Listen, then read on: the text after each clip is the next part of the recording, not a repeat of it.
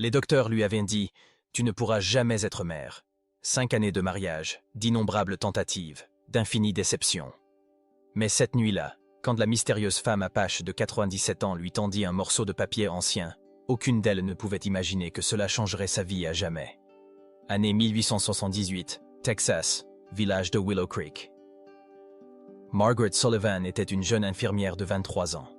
Elle travaillait aux côtés du seul médecin du village, le Dr William Hayes, aidant aux accouchements, soignant les blessures, prenant soin des malades.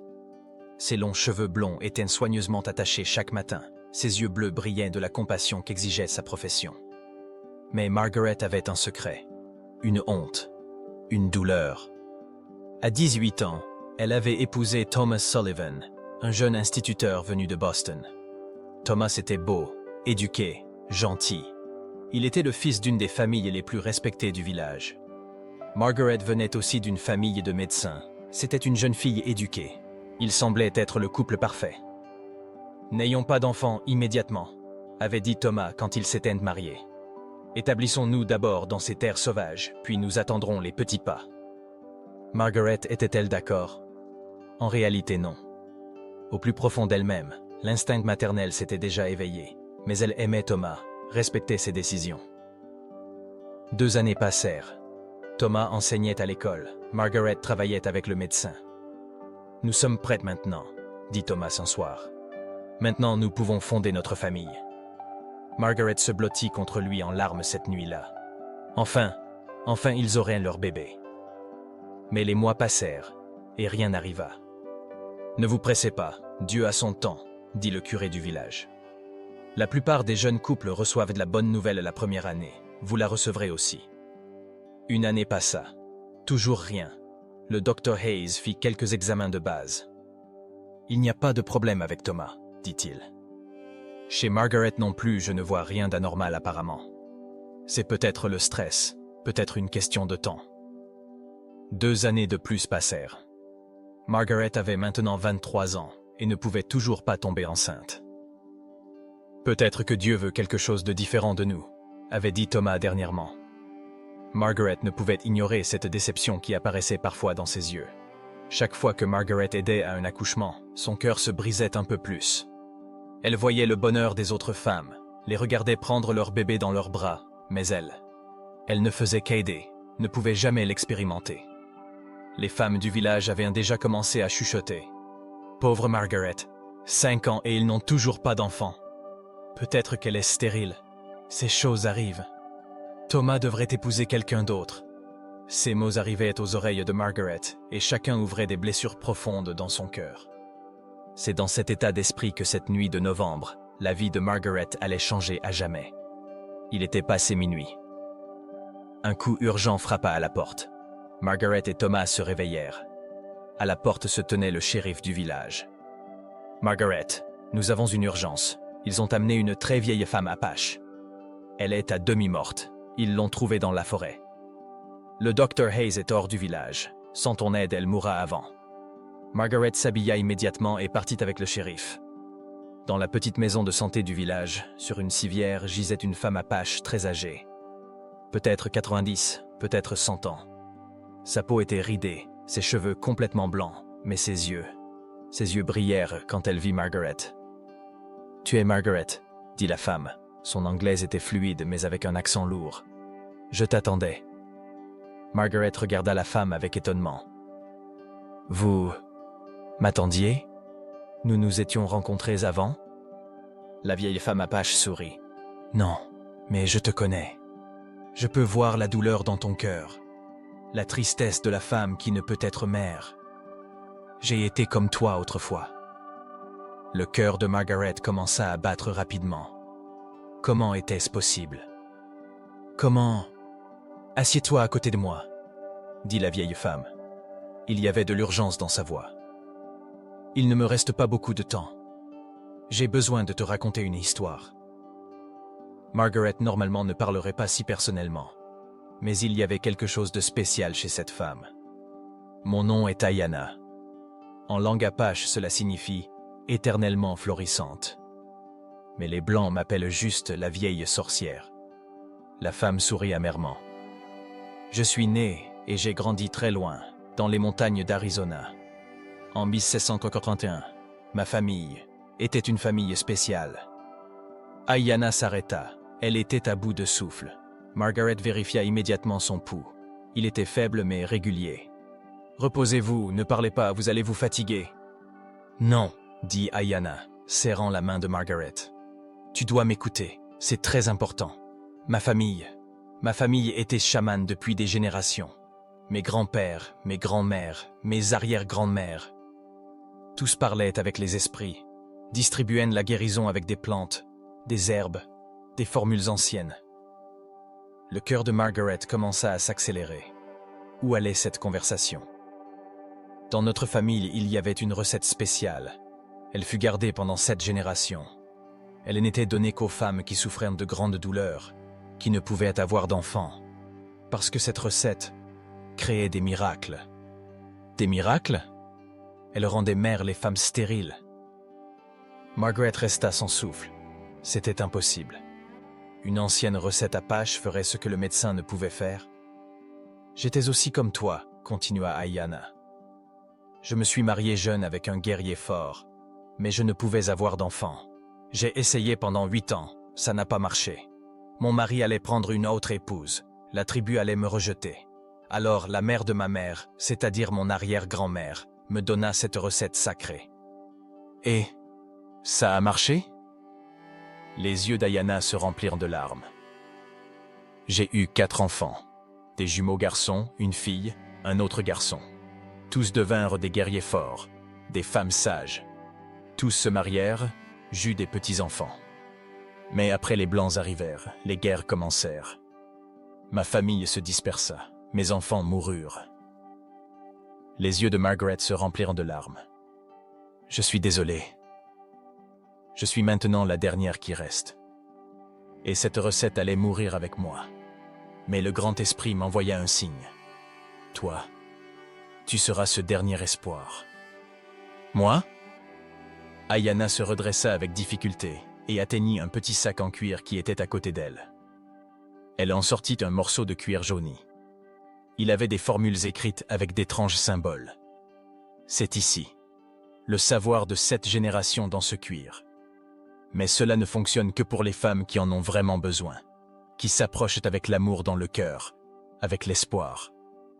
Margaret prit le cuir et ses doigts tremblèrent. Les symboles dessus étaient un des caractères qu'elle n'avait jamais connus. Je ne saurais pas comment lire ceci. Je ne comprends pas ces symboles. Ne t'inquiète pas, dit Ayanna, respirant profondément. Maintenant, je vais te dire son équivalent en anglais. Mémorise chaque mot, chaque mesure, parce que ce cuir est avec moi pour la dernière fois. J'ai déjà vécu mon âge, j'ai accompli mon devoir. Margaret trouva papier et crayon et se prépara à écrire. Écoute-moi très attentivement, commença Ayanna. Premièrement, racine d'ours extraite fraîche de la terre par nuit de pleine lune. Exactement 7 pièces. Mais attention, après que les racines sortent de la terre, elles ne doivent pas avoir vu le soleil, c'est-à-dire tu les récolteras dans l'obscurité de la nuit. Margaret commença à écrire. Deuxièmement, larmes versées par une vierge qui n'a jamais été touchée par des mains masculines, qui n'a jamais été embrassée. Exactement 7 gouttes. C'est un peu difficile, mais tu peux trouver. Margaret fut confuse. C'était une des demandes très étranges. Troisièmement, larmes de joie d'une mère qui prend son bébé dans ses bras pour la première fois. C'est plus facile, tu aides aux accouchements. Quatrièmement, le premier lait d'une jeune biche qui n'a jamais été traite. Le jour où elle accouche pour la première fois, le premier lait trait. Cinquièmement, l'écho du premier cri d'un bébé mâle nouveau-né quand il arrive au monde. Vous devrez collecter cela dans une bouteille. Margaret regarda ce qu'elle avait écrit. C'était vraiment très étrange. Sixièmement, le souffle du feu vital d'une femme qui a dépassé 100 ans. C'est aussi très difficile, mais... Septièmement, et le plus important, dit Ayanna. Sa voix s'affaiblissait graduellement. Larmes d'une femme qui se sent aimée d'un amour véritable. Larmes de bonheur. Ce seront tes larmes. Margaret relut ce qu'elle avait écrit. C'était hors de la logique. Ayanna, est-ce que cela fonctionne vraiment? Ayanna serra la main de Margaret. Ma fille, tu es infirmière. Combien de fois as-tu vu arriver des choses que les docteurs disaient impossibles? Combien de fois as-tu été témoin de miracles créés par l'amour, la foi, l'espoir? Margaret pensa. Il y avait vraiment de tels moments. La médecine de l'homme blanc ne peut pas tout expliquer, continua Ayana. Spécialement les secrets du corps féminin. Ton corps n'est pas mort, il dort seulement. Avec la bonne formule, la bonne intention, le bon moment, il peut être réveillé. Alors comment vais-je mélanger ces matériaux? Ayana ferma les yeux. Après avoir tout collecté, par nuit de pleine lune, sans que personne ne voie, tu feras bouillir dans un feu sacré. D'abord les racines, puis les autres dans l'ordre. À la fin tu ajouteras ta propre larme, et tu boiras tout. Tout? Tout. En une gorgée. Après tu iras dans ton lit, tu embrasseras ton mari, tu lui diras combien tu l'aimes. Et cette nuit-là, le miracle commencera. Ayana, si cela ne fonctionne pas, cela fonctionnera, dit Ayana. Mais il y a une condition. Cette recette ne peut être utilisée que par des femmes qui veulent vraiment des enfants, qui aiment vraiment leur mari. Cela ne fonctionne pas pour les cœurs malveillants, égoïstes. Margaret plia le cuir et le mit dans sa poche.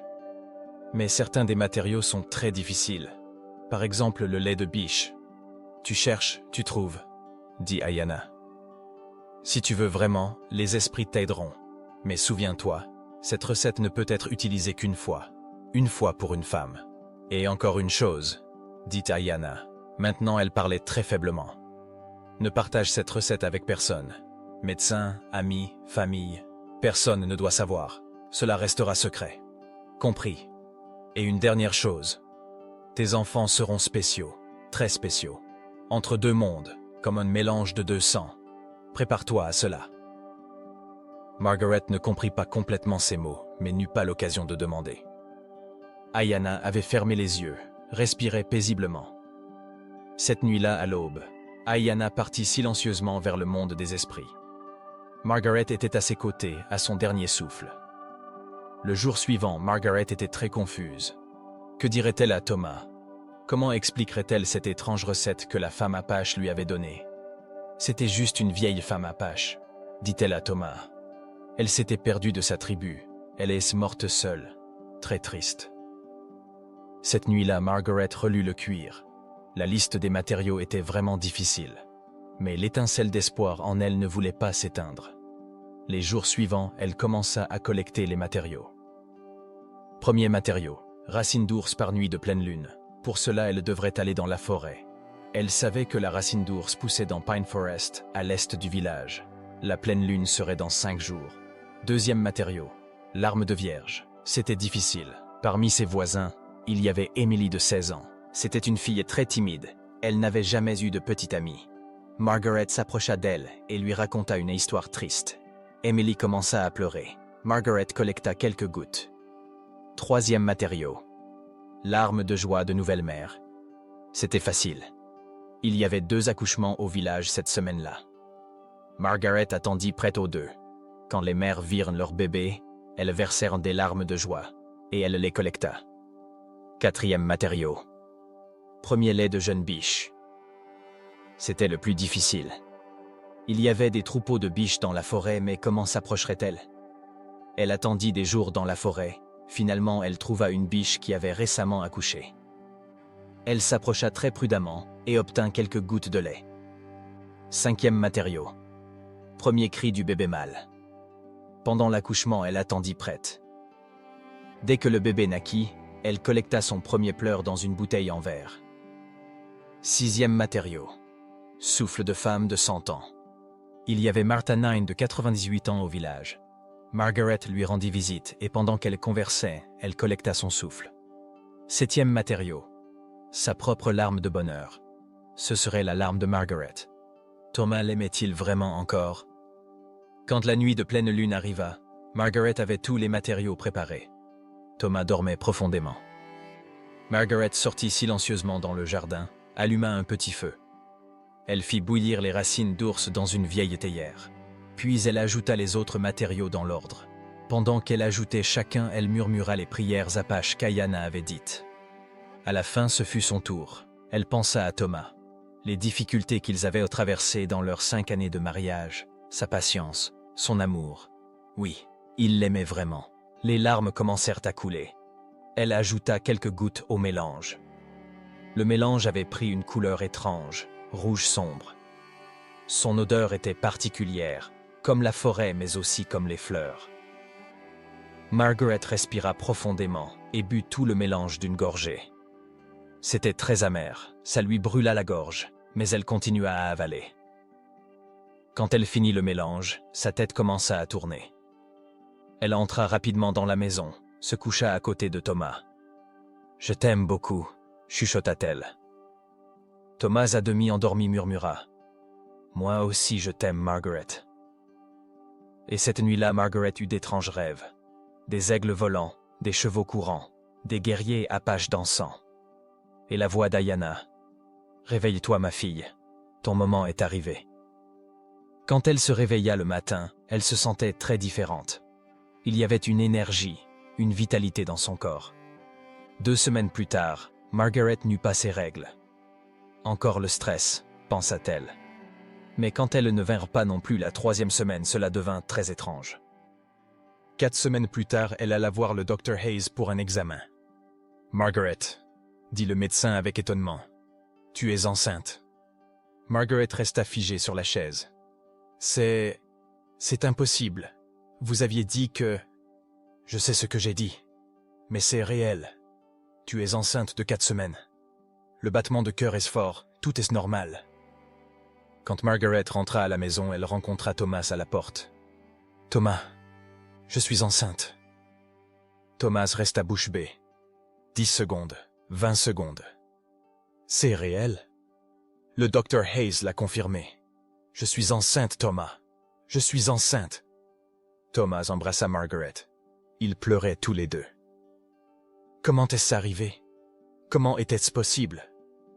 Margaret pensa à la recette qu'Ayana lui avait donnée, mais elle avait promis de garder le secret. Parfois Dieu crée des miracles, dit-elle seulement. La grossesse se déroula très confortablement. Margaret ne s'était jamais sentie si bien. Au 6e mois, ils apprirent le sexe. Garçon. Quel nom lui donnerons-nous? Demanda Thomas. Margaret pensa. Les mots d'Ayana lui vinrent à l'esprit. Entre 2 mondes. Que ce soit Nathan, dit-elle. En hébreu, cela signifie cadeau de Dieu. À la fin du 9e mois, avec un accouchement normal, un bébé garçon en bonne santé naquit. Nathan était vraiment un bébé spécial. Très calme, très intelligent, de développement très précoce. Ses yeux étaient brun foncé, sa peau était un peu brune. Comme si 2 sangs différents s'étaient mélangés en lui. Il s'asseyait à 6 mois, marchait à 10 mois, commença à parler à 1 an. Mais le miracle de Margaret ne s'arrêta pas là. Quand Nathan avait 2 ans, Margaret tomba enceinte à nouveau sans utiliser aucune recette. Comme si son corps avait commencé à fonctionner normalement après s'être réveillé une fois.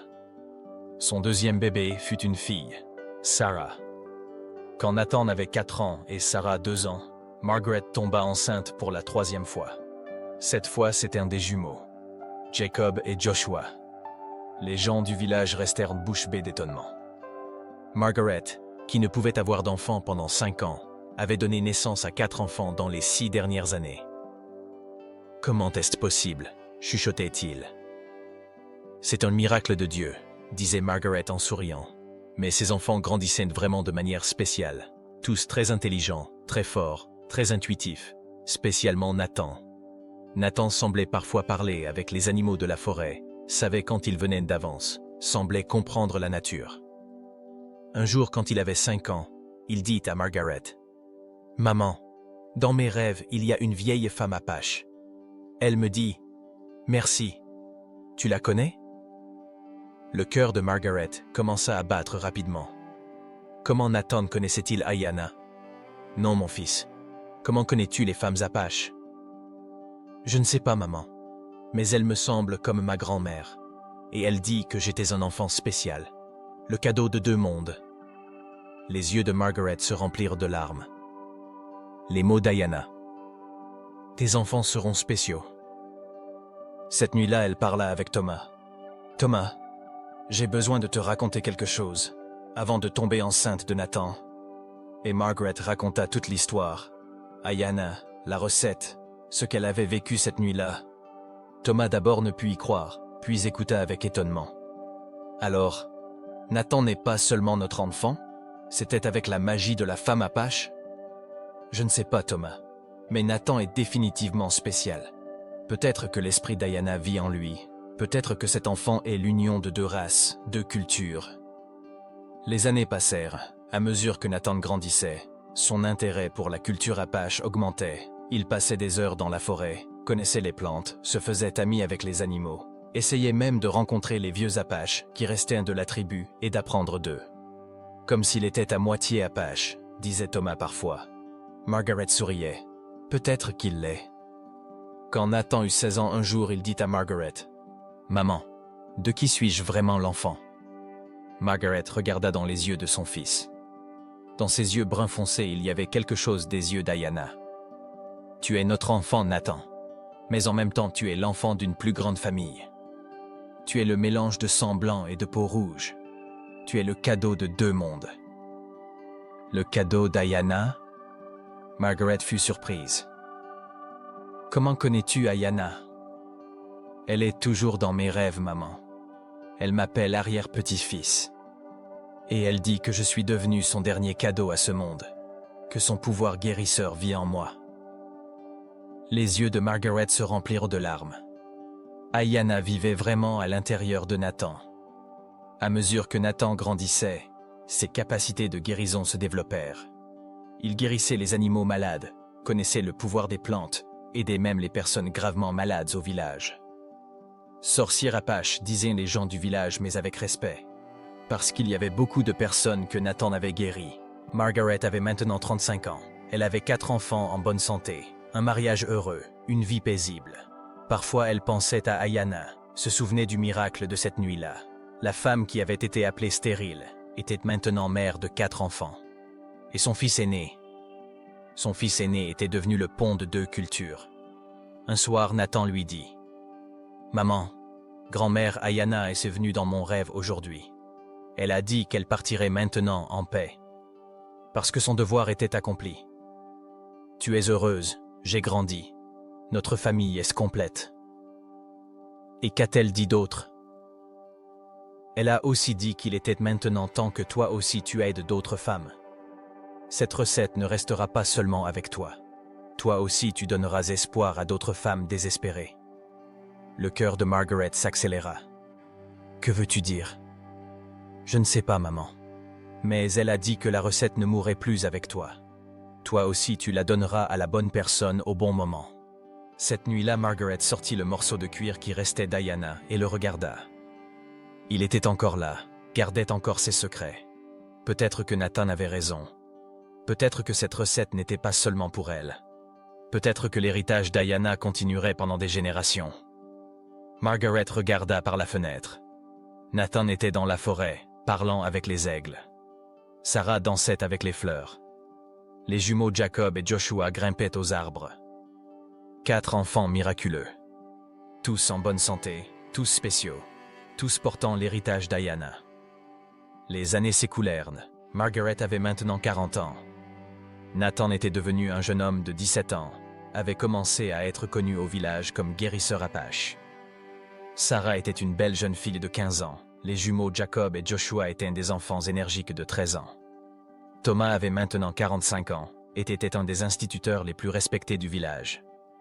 Sa famille était complète, heureuse, en paix. Mais le cœur de Margaret n'était pas encore plein. Parce qu'elle savait que l'héritage d'Ayanna finirait avec elle. Un jour, une nouvelle famille s'installa au village. William et Catherine Morrison. Catherine avait 25 ans, William 30. Ils venaient de l'Est. C'était un couple très éduqué et riche. William allait ouvrir un nouveau commerce au village. Catherine était une très belle femme. Cheveux blonds, yeux bleus, de constitution délicate. Mais il y avait une profonde tristesse dans ses yeux. Quand Margaret les vit pour la première fois, elle ressentit quelque chose. Ce regard dans les yeux de Catherine. C'était le même regard qu'elle avait porté des années auparavant. Quelques semaines plus tard, Catherine vint rendre visite à Margaret. « Margaret, Vous êtes l'infirmière la plus expérimentée du village. Je voudrais vous consulter sur quelque chose. Bien sûr, Catherine, sur quoi? Catherine baissa les yeux, parla d'une voix timide.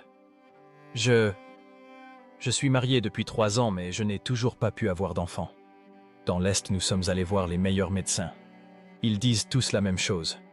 Il n'y a pas d'obstacle médical. C'est une question de temps.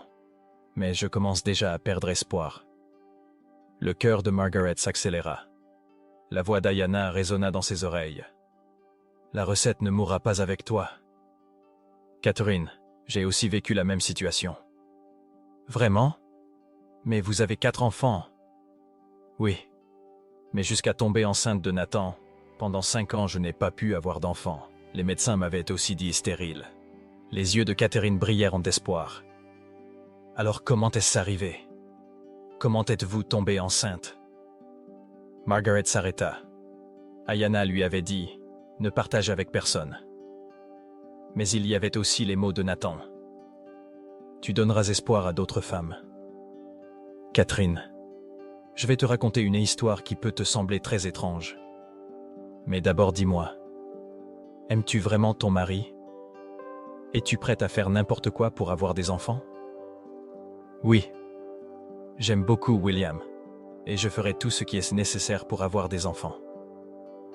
Margaret respira profondément et commença à raconter l'histoire d'Ayana. Catherine écouta comme hypnotisée. C'est réel, Margaret? Une telle recette existe-t-elle vraiment? Margaret se leva et sortit le vieux morceau de cuir de l'armoire. Elle le montra à Catherine. C'est ici, la recette qu'Ayana m'a confiée. Mais les conditions sont très difficiles. Trouver les matériaux n'est pas facile. Catherine joignit les mains sur sa poitrine. S'il vous plaît, Margaret, je ferai tout ce qui est nécessaire. Partageriez-vous cette recette avec moi? Margaret regarda dans les yeux de Catherine. Là, elle vit le même désespoir, le même espoir qui était dans son propre passé. D'accord, Catherine, mais j'ai une condition. Cela restera entre nous. Personne ne le saura. Et si tu tombes enceinte, ton enfant sera spécial. Prépare-toi à cela. Catherine hocha la tête. J'accepte. Cette nuit-là, Margaret expliqua à Catherine tous les détails de la recette. Où trouver quels matériaux, comment les préparer, quand les prendre. Catherine passa 1 mois à collecter les matériaux. Margaret l'aida. Quand la nuit de pleine lune arriva, Catherine aussi réalisa le même rituel. 2 mois plus tard, Catherine tomba enceinte. Au village, on en parla comme le 2e miracle. Comment 2 femmes stériles tombent-elles enceintes comme ça? Catherine donna naissance à une fille en bonne santé 9 mois plus tard. Isabella. C'était un bébé très beau, très intelligent. Comme Nathan, une enfant à développement précoce avec des capacités spéciales. Margaret savait maintenant. L'héritage d'Ayana continuerait. Les années passèrent. Quand Nathan eut 25 ans, il devint médecin du village. Il utilisait à la fois la médecine moderne et les méthodes de guérison apache. Il avait beaucoup de succès. Sarah devint aussi infirmière à 23 ans. Elle suivit le chemin de sa mère. Les jumeaux Jacob et Joshua grandirent aussi, se marièrent, eurent des enfants. Margaret avait maintenant 50 ans. Elle avait des petits-enfants, se dirigeait vers une vieillesse heureuse. Un jour, Nathan vint vers elle. « Maman, la nuit dernière, grand-mère Ayana est venue dans mon rêve. Elle était très heureuse. Elle a dit que maintenant, notre devoir était accompli. La recette est arrivée entre les bonnes mains. Elle continuera pendant des générations. » Qu'a-t-elle dit d'autre? Elle a dit que tu étais une femme très spéciale, maman. Tu n'as pas seulement eu des enfants, tu as aussi donné espoir à d'autres femmes. C'est pourquoi les esprits te protègent. Margaret sourit. J'ai seulement tenu la parole d'Ayana. Et elle a dit encore une chose, maman. Quoi? Elle a dit que cette histoire ne serait pas oubliée. Les générations futures apprendront ce miracle.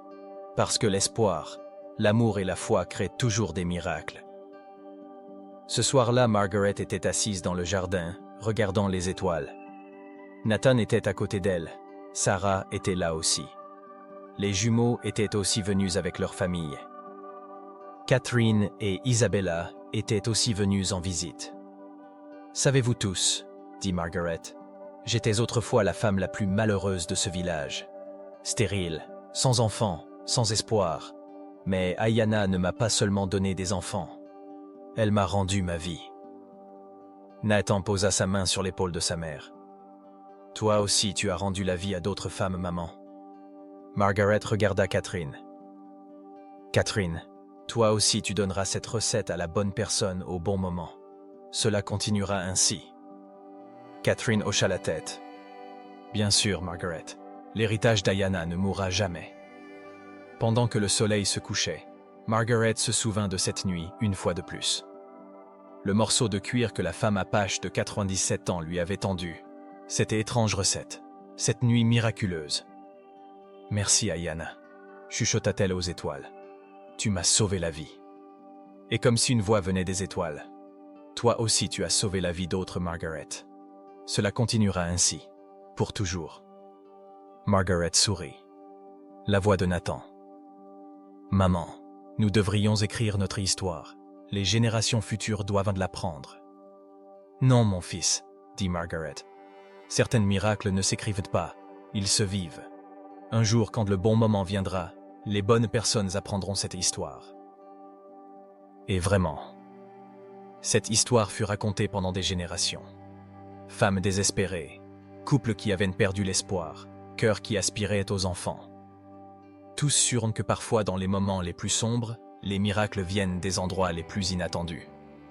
La recette d'Ayanna est encore quelque part. Attendant d'arriver entre les bonnes mains. Parce que l'amour, l'espoir et la foi ne meurent jamais.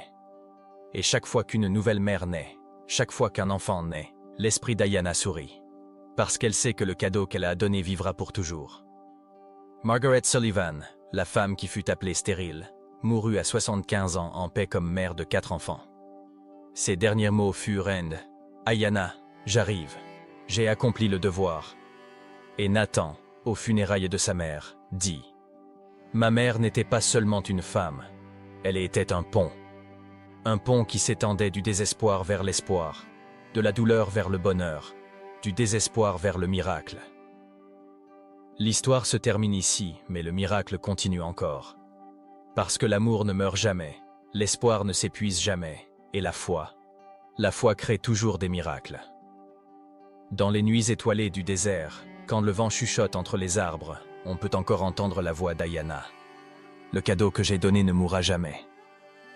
Parce que l'amour véritable, l'espoir pur et la foi sincère sont les médecines les plus puissantes du monde.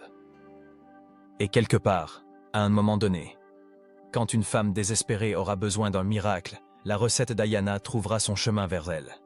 Parce que certains dons sont éternels, parce que certains amours transcendent le temps, parce que certaines histoires ne finissent jamais vraiment. La femme apache de 97 ans qui mourut cette nuit froide de novembre avait planté une graine d'espoir, d'amour, de foi. Et cette graine grandit, fleurit, donna des fruits, pas seulement en Margaret, mais en Catherine, et en toutes les femmes qui viendraient après. Nathan grandit et devint un guérisseur célèbre. Mais il n'oublia jamais les paroles d'Ayanna. Il se souvint toujours qu'il était le cadeau de 2 mondes.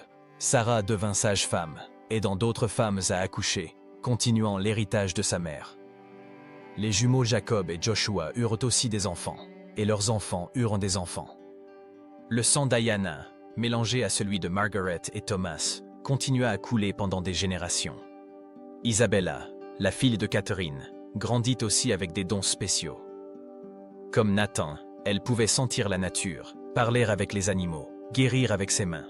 Et quand Isabella eut 20 ans, Catherine lui raconta l'histoire complète. L'histoire de Margaret, d'Ayanna, de la recette miraculeuse. Un jour, lui dit Catherine, quand tu trouveras une femme qui a besoin de cette recette, tu la lui donneras. Ainsi continuera l'héritage. Isabella hocha la tête, comprenant la responsabilité qu'elle portait. Les années passèrent. Le village de Willow Creek grandit, se modernisa. De nouveaux médecins arrivèrent, de nouveaux médicaments. Mais l'histoire de la recette apache ne fut jamais oubliée. Elle se racontait en chuchotement, de mère à fille, de grand-mère à petite-fille.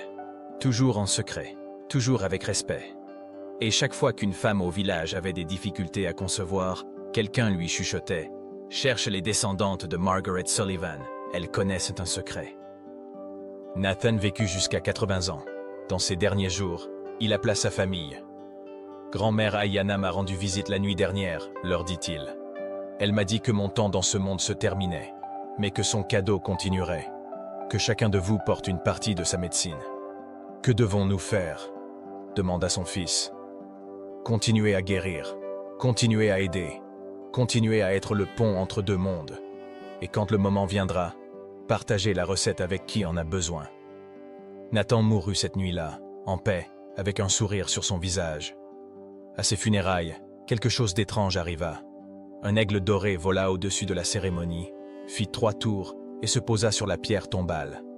Il resta là pendant toute la cérémonie, comme s'il faisait ses adieux à Nathan.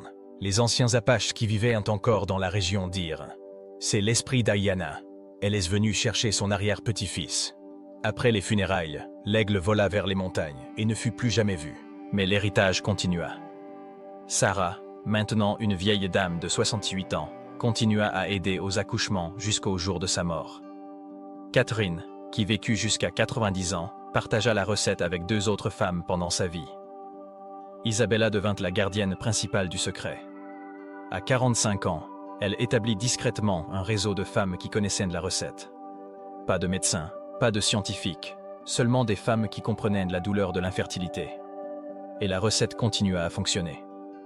Au fil des années, des dizaines de femmes stériles tombèrent enceintes après avoir utilisé la recette d'Ayana. Chacune eut des enfants spéciaux, avec des dons uniques. Certains devinrent des guérisseurs, comme Nathan. D'autres des artistes extraordinaires. Certains des leaders qui unissaient les communautés. Tous portaient la marque de 2 mondes dans leurs âmes. En 1920, quand Isabella avait 65 ans, elle écrivit secrètement l'histoire complète dans un journal. Elle le garda dans une boîte en bois, avec une copie de la recette originale.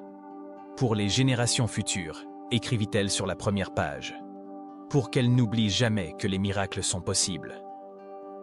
Le journal passa de mère à fille, de grand-mère à petite-fille, toujours en secret, toujours avec respect. En 1950, quand le monde avait tellement changé qu'il ne semblait plus y avoir de place pour les anciens miracles, l'arrière-petite-fille de Margaret, une jeune femme appelée Helena, trouva le journal. Helena était médecin, une femme de science. Au début, elle pensa que c'était juste une histoire fantaisiste de ses ancêtres. Mais quand elle vit qu'elle-même ne pouvait avoir d'enfant après 5 ans de mariage, elle se souvint du journal. Et si c'était vrai, se demanda-t-elle. Une nuit de pleine lune de 1952, Helena suivit les instructions de la recette. 9 mois plus tard, elle donna naissance à des jumeaux. La recette fonctionnait encore. Helena, étant médecin, essaya d'analyser scientifiquement pourquoi la recette fonctionnait. Elle étudia chaque ingrédient, chaque étape du processus. Elle ne trouva jamais une explication scientifique complète. Mais elle découvrit quelque chose d'intéressant. Beaucoup des ingrédients avaient des propriétés que la médecine moderne commençait à reconnaître comme bénéfiques pour la fertilité. Peut-être, écrivit-elle dans ses notes, les anciens savaient des choses que nous redécouvrons. Helena vécut jusqu'en 1998. Pendant sa vie, elle aida discrètement 47 femmes à concevoir en utilisant la recette d'Ayana. Chacune de ces femmes eut des enfants extraordinaires. En l'an 2000, quand le monde était préoccupé par la technologie et avait oublié la magie, l'arrière-petite-fille de Margaret, une jeune femme appelée Maria, hérita du journal. Maria était une femme moderne, elle travaillait avec des ordinateurs. Mais quand elle aussi fit face à des problèmes de fertilité, elle décida d'essayer l'ancienne recette. Cela fonctionna.